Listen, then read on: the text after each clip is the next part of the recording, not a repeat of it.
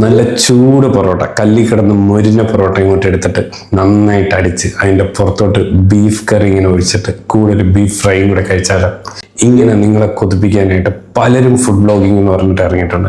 ഇത് നിങ്ങളെ കഴിപ്പിക്കുക എന്നുള്ളൊരു ഉദ്ദേശമൊന്നുമല്ല. പലരും പൈസ കൊടുത്തിട്ടുള്ള ഒരു പ്രൊമോഷനാണ്.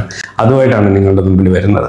പക്ഷെ ഇത് കണ്ടുകൊണ്ടിരിക്കുന്നതുകൊണ്ട് നമുക്ക് എന്താ നഷ്ടം എന്ന് ചോദിച്ചാൽ നിങ്ങൾക്കറിയാമോ, നല്ല പുളി കൊണ്ടൊരു മാങ്ങ കഴിച്ചാൽ നമ്മുടെ വായിൽ വെള്ളം ഊറുമല്ലോ. എന്തുകൊണ്ടാണ്?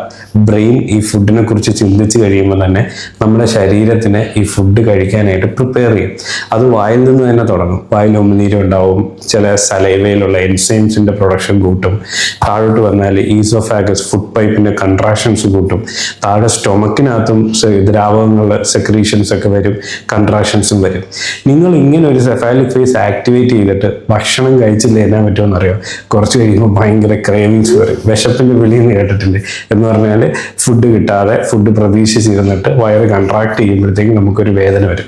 നമ്മൾ എന്തെങ്കിലും ഫുഡ് കഴിക്കും. ഇത് തന്നെയാണ് അതിൻ്റെ അപകടം. നമ്മൾ ഫുഡ് കഴിക്കാൻ ഉദ്ദേശിക്കാത്ത സമയത്ത് പോലും ഇങ്ങനെയുള്ള ഫുഡ് ബ്ലോഗേഴ്സ് എന്തെങ്കിലും ഒരു ആഹാരം എവിടെയെങ്കിലും ഉണ്ടെന്ന് പറഞ്ഞ് കാണിക്കുമ്പോൾ നമ്മൾ ആ ആഹാരം കഴിച്ചില്ലെങ്കിൽ പോലും വേറെന്തെങ്കിലും നമ്മൾ ആ സമയത്ത് കഴിക്കും. നമ്മുടെ ഡയറ്റ് പൊളിഞ്ഞു പോകും. അത് തീർച്ചയായിട്ടും നിങ്ങൾ മനസ്സിലാക്കണം.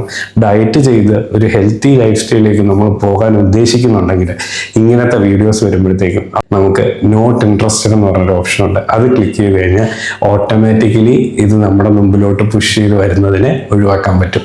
അതുകൊണ്ട് ആവശ്യമില്ലാതെ ഇങ്ങനത്തെ ഫുഡ് ബ്ലോഗേഴ്സിൻ്റെ വീഡിയോസ് കണ്ട് നമ്മളുടെ ഡയറ്റിനെ കുളവാക്കരുത്. നന്ദി.